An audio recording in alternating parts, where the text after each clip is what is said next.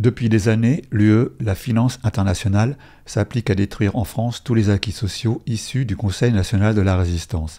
Pire, quand les chantages, sanctions économiques et autres révolutions de couleur ne marchent pas, avec leurs bras armés, l'OTAN, ils s'en prennent à l'intégrité physique des peuples qui refusent de se soumettre à leur idéologie mondialiste. Quand j'ai entendu que vous vouliez détruire à votre tour l'Union européenne, je me suis dit, enfin un mouvement politique qui veut prendre des mesures en adéquation avec la dangerosité de ces institutions. Mais ce ne sont que des mots. Comment concrètement arrive-t-on à détruire un ennemi si puissant et armé? Par les élections? De l'intérieur? Vaste question. Alors, il est évident que le temps imparti d'à peu près 2 minutes ne nous permettra pas de répondre totalement à cette question.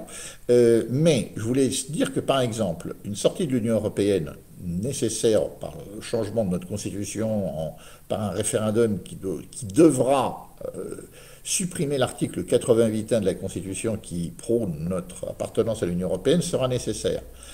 Mais ça peut être après, bien entendu, par le fameux article 50 dont nous avons entendu parler par François Asselineau, mais aussi par d'autres voies, la Convention de Vienne, l'article 62, il n'est pas question d'être fétichiste de l'article 50, et à l'intérieur même, parce que tout cela, ça prend vous savez, jusqu'à 2 ans de négociation avec cette histoire d'article 50, donc il faudra agir beaucoup plus vite que pendant ces 2 ans, sinon le nœud coulant de la BCE finira par nous étrangler.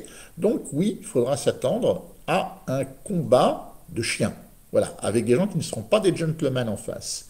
Et de croire que simplement le respect pur du juridique suffira, non. Il y aura obligatoirement un bras de fer énorme et qui demandera non seulement de se défendre, mais aussi d'attaquer l'Union européenne, d'attaquer par exemple immédiatement dans son financement, puisque vous savez que la France est contributrice nette au budget de l'UE, et donc couper immédiatement le financement, eh bien, permettra à l'Union européenne enfin, ça l'affaiblira en tout cas.